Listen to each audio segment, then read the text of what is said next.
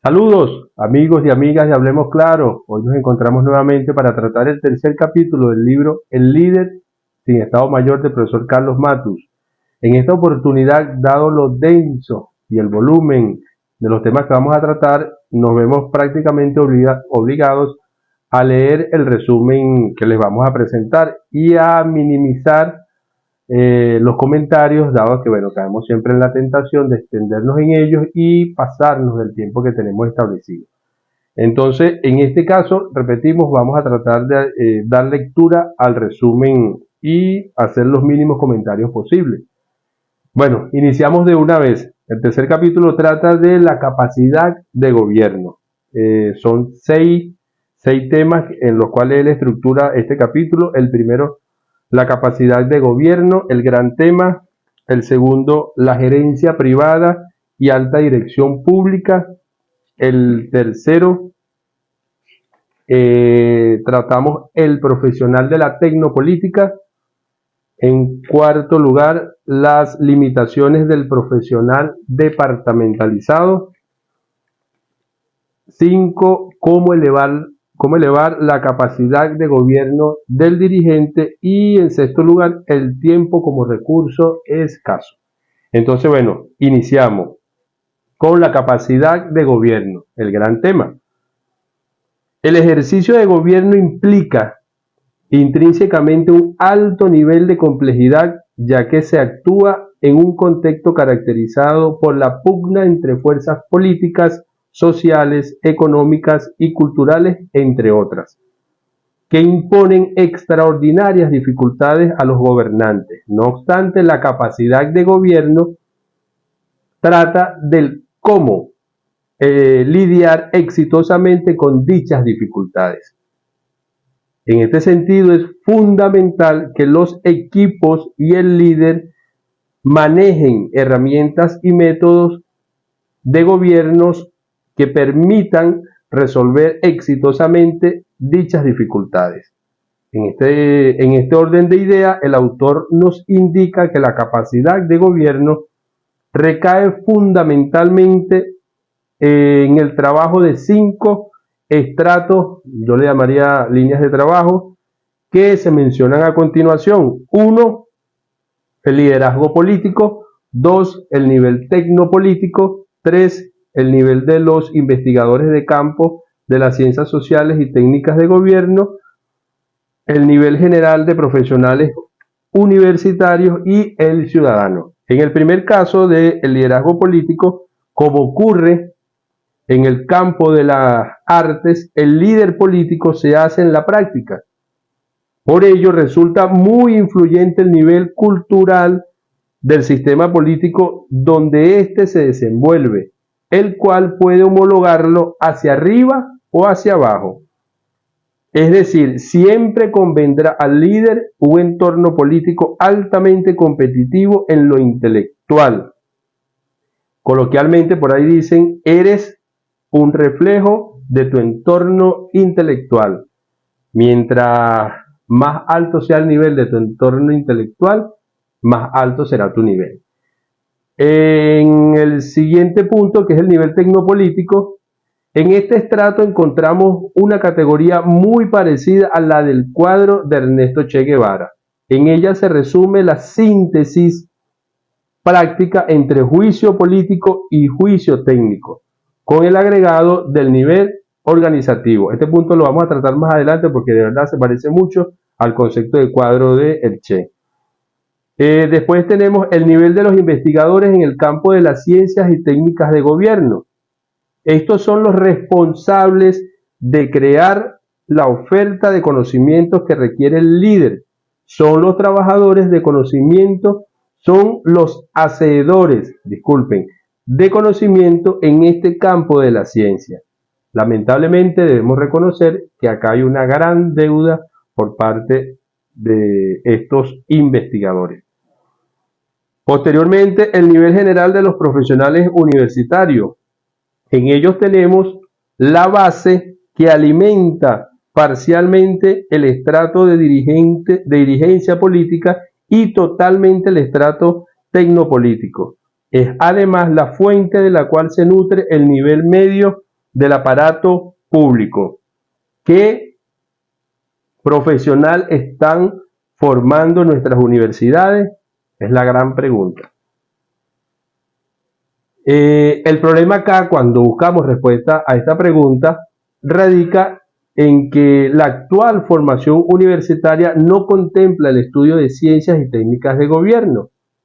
Por lo tanto, se trata de profesionales que estamos egresando que irrigan el predominio del juicio técnico por todo el aparato público. Juicio técnico que llega a alcanzar niveles, como le dijimos en el capítulo anterior, de barbarismo técnico, tecnocrático. Después tenemos ya en quinto lugar el ciudadano. En un sistema democrático los ciudadanos escogen directamente vía electoral el primer estrato e indirectamente a los equipos directivos de máxima confianza que acompañan al gobernante. La gran pregunta acá también es, ¿qué ciudadano tenemos? ¿Con qué criterio los ciudadanos hoy toman decisiones en el plano político para escoger o no a un dirigente, para escoger o no a un plan de gobierno? Bueno, el segundo punto trata sobre la gerencia privada y alta dirección pública. Acá nos encontramos con un debate que consideramos tiene plena vigencia, muy tentador para asumirlo, pero nos vamos a remitir al resumen. Un poco ese debate entre la gerencia privada como gerencia altamente eficiente versus la gerencia pública como gerencia asociada a ineficiencia, incompetencia, corrupción. Ante la crisis de diseño macroinstitucional, macroorganizativo, organizativo, de eficiencia y eficacia microorganizativa del aparato público, algunos creen encontrar la solución en la idea del gerente privado trasplantado al sector público. Se piensa naturalmente en las buenas cualidades de un gerente privado de alto nivel, sin darse cuenta que detrás de esta propuesta hay dos intenciones distintas. Uno, introducir los criterios de la empresa privada en el manejo público y en el manejo del aparato público. Y dos, reducir el espacio de los partidos políticos en el manejo de los asuntos públicos. Este es un debate que aún tiene plena vigencia, como se los dije. Con premeditación se quiere simplificar el problema, afirmando que la gerencia privada está mejor formada y es más competente que la gerencia pública, escondiendo toda una intencionalidad ideológica que busca dar legitimidad de origen al planteamiento del Estado mínimo, planteamiento sobre el cual se han fundamentado en la región procesos de privatización bajo el convencimiento de una parte importante de la ciudadanía de que lo privado es más eficiente que lo público. Eso lo han escuchado bastante, ¿verdad? Como bien explica el autor, la realidad es que se trata de dos ámbitos de acción absolutamente diferenciados y dos cosmovisiones que pueden llegar a ser antagónicas. Matus agrupa estas diferencias en tres categorías. 1, vocación y valores. 2, ámbito de experticia. Y 3, formación intelectual. El gerente privado está determinado por la lógica del lucro y la competencia darwiniana. Es apologista del más fuerte. La rentabilidad y la supremacía de la empresa lo es todo. Su trabajo para ello tiene objetivos estrictamente personales. Se mueve en ambientes con alta gobernabilidad y los valores, escuchen esto, de solidaridad, igualdad y bien común parecen estar bloqueados en su corteza cerebral. El gerente público, por otro lado, responde a una lógica diametralmente distinta.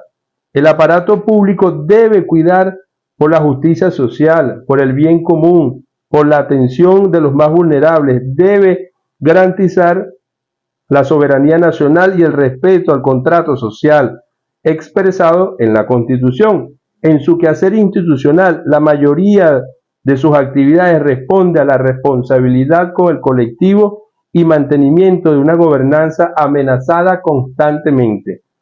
Esto marca un nivel de exigencia cualitativa y cuantitativamente distinto al del gerente público respecto al gerente privado. Pero todo este debate es escondido y las élites económicas tecnocráticas solo venden la mercancía ideológica de su conveniencia.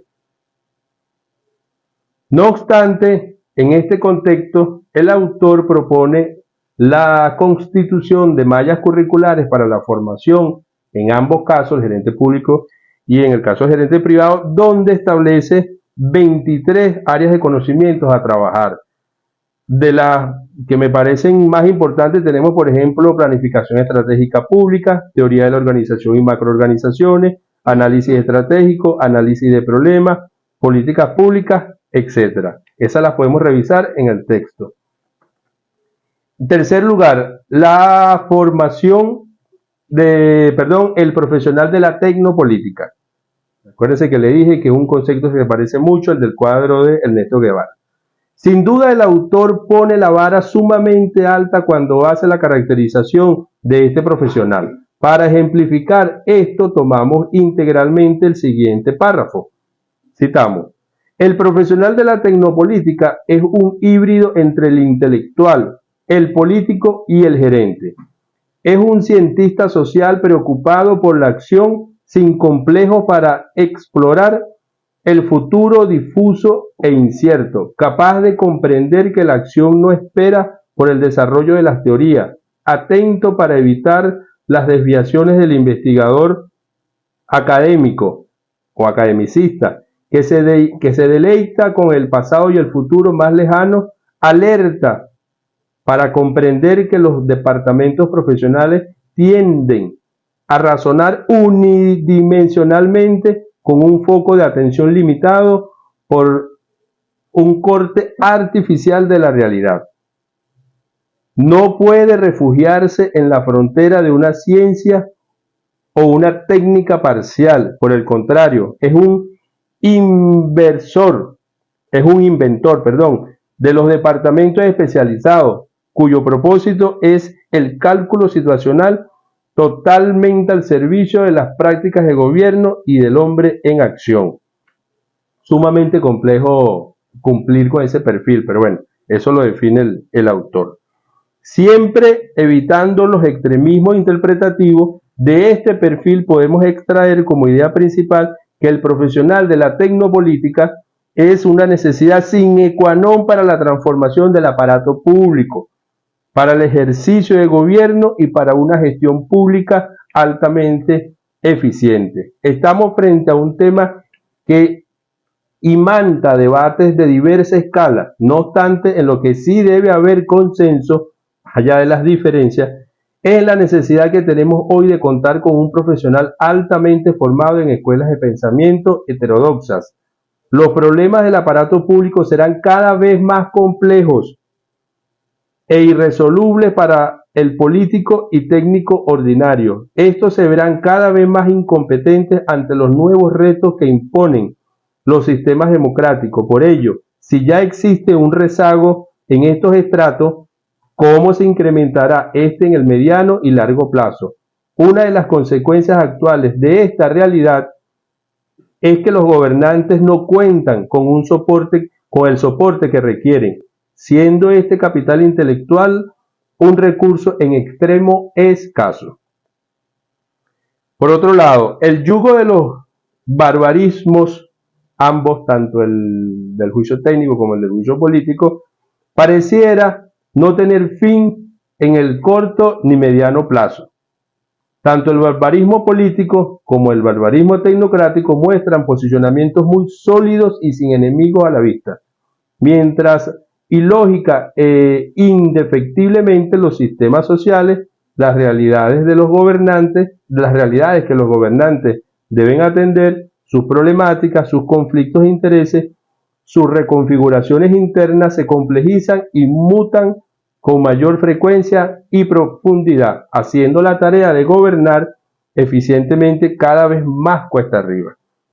Para gobernar no solo se requiere arte, sino una dosis creciente de ciencia, pero de unas ciencias sociales capaces de abordar los procesos creativos y los problemas cuasi estructurados, donde conocer no siempre es sinónimo de encontrar leyes que rigen los procesos y objetividad, y la objetividad debe ceder paso a la diferenciación rigurosa de las apreciaciones subjetivas. Ante tanto nivel de exigencia, en este punto es importante evitar el perfeccionismo paralizante. Todo lo contrario, la formación del profesional de la tecnopolítica es un proceso escalable que debe iniciarse en alguna modalidad, pero debe iniciarse. Así, lo importante es reconocer su necesidad y dar los primeros pasos en esa dirección. El resultado siempre será un ganar, tanto para el gobernante, para el aparato público y para la ciudadanía. Punto 4. Las limitaciones del profesional departamentalizado. Acá básicamente nos referimos a ese profesional universitario que es formado en una cosmovisión unidimensional, donde si es médico prácticamente no sabe nada de sociología, si es ingeniero no sabe nada de historia, si es químico no sabe nada de economía. Es el común, lamentablemente, en el universitario que gradúan nuestras universidades, no solo en Venezuela, sino en América Latina. Así como el profesional de la tecnopolítica representa una necesidad prioritaria, acá tenemos caracterizada una debilidad estructural. Sin duda, la raíz de esta debilidad en los profesionales, los cuales ocupan todo el aparato público en sus niveles medios y altos, se ubica en la médula del aparato filosófico y epistemológico, hecho que no es resoluble en el corto ni quizás en el mediano plazo, ya que implica de alguna forma una revolución en el plano de la actual producción de conocimiento en las ciencias sociales, de las escuelas de pensamiento y por tanto de las fundaciones epistémicas de las universidades. Grosso modo, cuando se habla de un profesional departamentalizado, se habla de un egresado universitario, tanto de pre como de posgrado, que está determinado por un razonamiento lógico que concibe la realidad como una macrounidad constituida a su vez por unidades claramente diferenciadas que dan nacimiento a las áreas de conocimiento, las cuales tienen un cuasi absoluto nivel de independencia entre ellas, pudiendo así existir en el mundo académico sin necesidad de interacción sustantiva alguna. Es decir, la economía no se habla con la antropología, la sociología no se habla con la administración, la psicología no se habla con las artes, etc. Adicionalmente, como discípulos del método científico, constantemente el principio de Procusto los obliga a reducir procesos y relaciones sociales de alta complejidad, inaprehensible para las ciencias básicas o simples interacciones modelables matemáticamente, lo que demuestra su absoluta incapacidad para poder comprender el entorno donde se desarrollan sus dinámicas y causas sustantivas, los intereses en disputa y mucho menos las necesidades de cambio. 5. ¿Cómo elevar la capacidad de gobierno del dirigente? Básicamente acá se emplea la existencia de dos vías. Escuchen, por favor. ¿Cómo elevar la capacidad de gobierno del dirigente? Básicamente acá se plantea la existencia de dos vías. 1. Incrementar la capacidad de gobierno a través de la madurez institucional del aparato público. O 2. Implementar un plan que acelere la maduración de los métodos y técnicas formales de gobierno. En el primer caso estamos frente a procesos complejos y acumulativos de significativa duración, pueden durar siglos, donde la interacción de las dinámicas sociales, políticas, culturales, económicas y académicas van configurando un Estado, una cultura institucional, un arte de gobierno y unos actores cuya estabilidad política e institucional en funciones de Estado terminan demostrando gestiones públicas de muy alta eficiencia y reconocimiento ciudadano. Acá podemos citar varios casos, pero no lo vamos a hacer.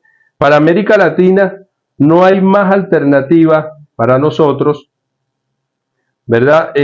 No hay más alternativa posible que la segunda opción, debemos acelerar los procesos para alcanzar en el menor tiempo posible las sabidurías que otros han alcanzado a través de la llamada madurez institucional. Más allá del debate que esto encierra entre quienes creen que dicha alternativa sí es posible y quienes creen que no, ¿verdad? Que sería simplemente un nuevo capítulo de una historia ya fracasada, ya que no hay una incubadora social. Esta vía implica necesariamente la conciencia de los gobernantes para impulsar dicho proceso sobre la necesidad de la transformación del aparato público. Es decir, si no hay la conciencia y la voluntad de parte del líder, de los gobernantes, en implementar esta segunda vía, difícilmente se pueda abordar. El drama de este caso es que no tenemos alternativa. O nos resignamos a seguir gobernando como hoy lo hacemos y emprendemos a la brevedad los cambios sustantivos requeridos. Ya por último, el sexto punto, que él habla de el tiempo como recurso escaso. Siempre han escuchado esto de el jefe o la jefa nunca tiene tiempo para nada, no, o sea, el tiempo se le hace muy corto. ¿Qué dice aquí? Para el gobernante bien entrenado y formado en ciencias y técnicas de gobierno, el tiempo es concebido como un recurso escaso y no normativamente como el periodo de competencia legal. Ojo, no se refiere al tiempo que dura tu ejercicio de gobierno, tu ejercicio frente al cargo. Acá radica una es la diferencia sustantiva entre el cabecilla, el político y el estadista. Él hace una diferenciación entre estos tres líderes. El caso del cabecilla, bueno, es el que ve su realidad inmediata, para resumirlo. El político es el que ve, el que amplía su horizonte estratégico, y el estadista es el que ve más allá del horizonte estratégico. Y como recurso escaso, saber que su administración se debe tener presente la etapa de aprendizaje y logro de experiencia, desarrollo eficiente de la gestión sustantiva de gobierno y de la agenda política.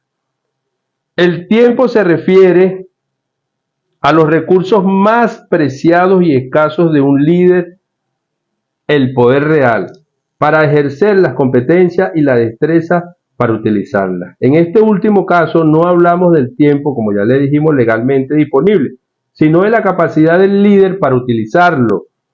Si consideramos el tiempo como periodo de vigencia de las competencias legales, debemos evaluarlo como el periodo de gobierno que resta en cada momento. En ese tiempo limitado en una democracia, el líder debe mostrar eficiencia en el cumplimiento de sus promesas electorales y revalidar su liderazgo. Al inicio del gobierno, el tiempo es aparentemente 4, 5 o 6 años, según sea el caso. Sin embargo, la realidad práctica es otra. Sin duda, el tiempo de un gobernante es extremadamente limitado ante el volumen y complejidad de sus responsabilidades. No obstante, seguramente en algún momento hemos escuchado de primera mano a estadistas como el comandante eterno Hugo Chávez Frías, que nos llevan a la pregunta: ¿de dónde saca tanto tiempo? ¿Verdad que eso nos preguntamos en algún momento? ¿De dónde Chávez saca tanto tiempo? Mientras que hay otros en la acera contraria que nos llevan a decir es que no le da tiempo de nada, es que el tiempo se le hace muy corto. La diferencia entre ambos casos es la capacidad intelectual y la formación en el arte y ciencia de gobernar que tiene uno respecto al otro, en saber diferenciar entre lo urgente y lo importante, en saber constituir equipo, en saber delegar, en saber contar con un Estado Mayor y una oficina del líder con sólidas bases tecnopolíticas y en contar con un plan estratégico bien definido. La ausencia de lo antes, ya para finalizar, la ausencia de lo antes descrito hace que este recurso escaso se haga cada día más escaso, implosionando prematuramente la fuerza del gobernante a costa de un gran esfuerzo individual que simplemente no fue bien conducido. No solo hay que correr 90 minutos la cancha, sino que también hay que meter el gol. Como agravante de lo ya crítico, podemos agregar lo corto de los lapsos de gobiernos que prácticamente hacen imposible desarrollar una gestión pública eficiente y con resultados significativos. 3 o 4 años como periodo de una gestión, por ejemplo, en el plano municipal, es otro aspecto que tributa al sostenimiento de aparatos públicos sumergidos en el atraso estructural. Acá este es un punto de verdad que siempre llama a debate el tema del tiempo, y para su manejo es fundamental lo que indicamos acá. Bueno, con esto ya cerramos este tercer capítulo y bueno, los invitamos de una vez a que estén pendientes del el cuarto y último capítulo sobre el líder sin estado mayor. Recuerden seguirnos y suscribirse en nuestro canal de YouTube, en nuestras redes sociales. Hablemos claro, hacernos los comentarios, cualquier sugerencia, y nos estamos comunicando por ahí por nuestro canal de YouTube. Hablemos claro, suscríbanse.